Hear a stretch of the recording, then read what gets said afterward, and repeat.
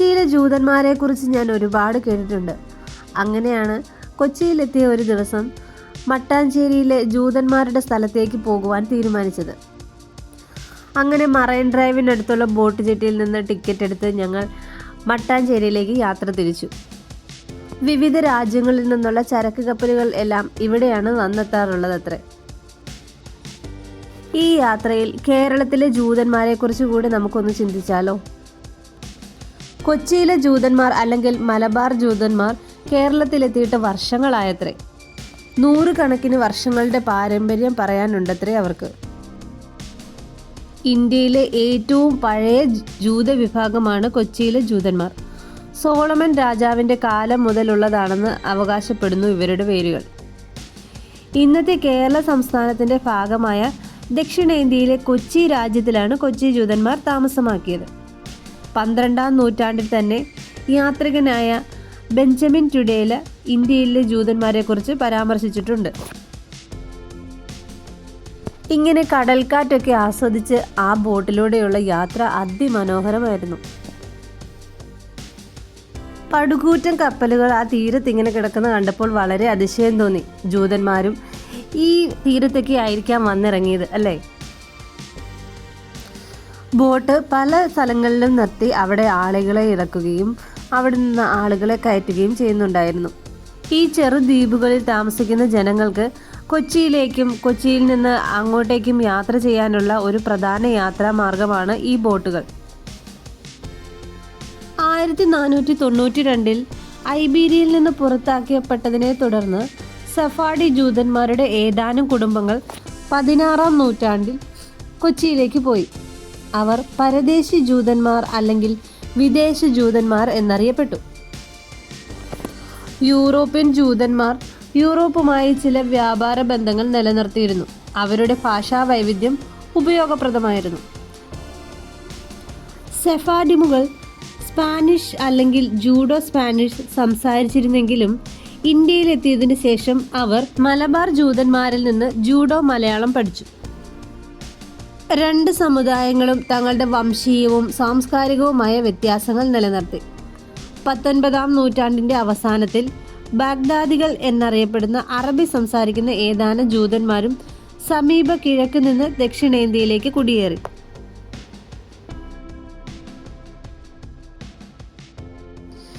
ഇങ്ങനെ സംസാരിച്ചിരിക്കവേ Mattancherry boat ജെട്ടിയിലേക്ക് boat എടുത്തു. ഇത് ഞങ്ങൾക്ക് ഇറങ്ങേണ്ട സ്ഥലമാണ്. ഇവിടെ നിന്ന് ഒരു ഓട്ടോ പിടിച്ചു വേണം ജൂതപ്പള്ളിയിലേക്ക് പോകുവാൻ. കാലിയായിരിക്കുന്ന ഈ ബോട്ട് ഇപ്പോൾ തന്നെ നിറയെ ആളുകളുമായി തിരിച്ച് മറൈൻ ഡ്രൈവിലേക്ക് പോകും.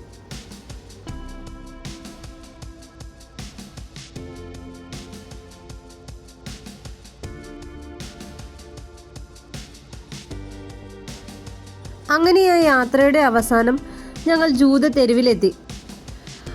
അനേകം കച്ചവടക്കാരെ കൊണ്ടും സ്വദേശികളും വിദേശികളുമായ ടൂറിസ്റ്റുകളെ കൊണ്ടും ആ തെരുവ് ഇങ്ങനെ നിറഞ്ഞു നിന്നിരുന്നു. അവിടെ ഒരുപാട് കൗതുകകരമായ കാഴ്ചകൾ കാണുവാനുണ്ടായിരുന്നു. ആൻറ്റിക് സാധനങ്ങൾ വിൽക്കുന്ന കടകളാണ് ഏറ്റവും കൂടുതലായി കാണുവാൻ കഴിഞ്ഞത്. ഈ കാണുന്നതാണ് കൊച്ചിയിലെ ജൂതപ്പള്ളി അല്ലെങ്കിൽ സിനഗോഗ് എന്നറിയപ്പെടുന്ന പള്ളി. ജൂതന്മാർ തങ്ങളുടെ ആരാധനാലയത്തെ സിനഗോഗ് എന്നാണ് വിളിക്കുന്നത്. ഇതാണ് കൊച്ചിയിലെ സിനഗോഗ്. പരദേശി സിനഗോഗ് എന്നറിയപ്പെടുന്ന ഈ പള്ളി 1568 AD Samuel Castiel, David Belila, Joseph Levi എന്നിവർ ചേർന്ന് കൊച്ചിയിലെ തഴച്ചു വളരുന്ന പരദേശി ജൂത സമൂഹത്തിനു വേണ്ടി പണി കഴിപ്പിച്ചതാണ്.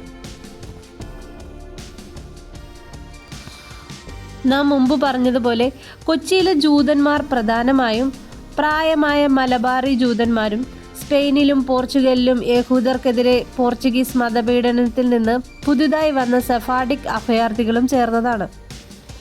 കോമൺവെൽത്ത് നേഷൻസിലെ ഏറ്റവും പഴയ സജീവമായ സിനഗോഗാണിത്. പരദേശി എന്നത് നിരവധി ഇന്ത്യൻ ഭാഷകളിൽ ഉപയോഗിക്കുന്ന ഒരു പദമാണ്. കൂടാതെ ഈ പദത്തിൻ്റെ അർത്ഥം വിദേശികൾ എന്നാണ്. ഇത് നിർമ്മിച്ചത് സെഫാഡിക് അല്ലെങ്കിൽ പോർച്ചുഗീസ് സംസാരിക്കുന്ന ജൂതന്മാരാണ്. അവരിൽ ചിലർ അലപ്പോ, സഫേദ്, മറ്റ് പശ്ചിമേഷ്യൻ പ്രദേശങ്ങളിൽ നാടുകടത്തപ്പെട്ട കുടുംബങ്ങളിൽ നിന്നുള്ളവരാണ്.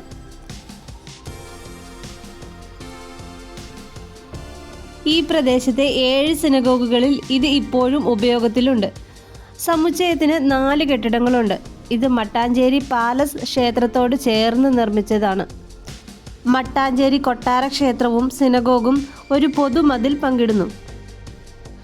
1947 ഇന്ത്യക്ക് സ്വാതന്ത്ര്യം ലഭിക്കുകയും ഇസ്രയേൽ ഒരു രാഷ്ട്രമായി സ്ഥാപിതമാകുകയും ചെയ്ത ശേഷം കൊച്ചിയിലെ ജൂതന്മാരിൽ ഭൂരിഭാഗവും 1950കളുടെ മധ്യത്തിൽ കേരളത്തിൽ നിന്ന് ഇസ്രയേലിലേക്ക് കുടിയേറി.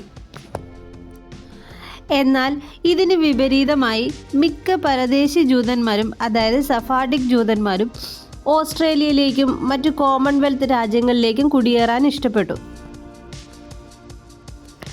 ഇന്ന് ഇത് ഒരു ചരിത്ര സ്ഥലമായി വിനോദസഞ്ചാരികളെ ആകർഷിക്കുന്നു. കൊച്ചിയിൽ ബാക്കിയുള്ള ചുരുക്കം ചില ജൂതന്മാർ ഈ ആരാധനാലയത്തിൽ കടന്നു വന്ന് ആരാധന നടത്താറുണ്ടത്രേ. പോയത് ഒരു ശനിയാഴ്ച ആയിരുന്നതിനാൽ അകത്ത് കടന്ന് അകത്തുള്ള കാര്യങ്ങൾ കാണുവാൻ സാധിച്ചിരുന്നില്ല.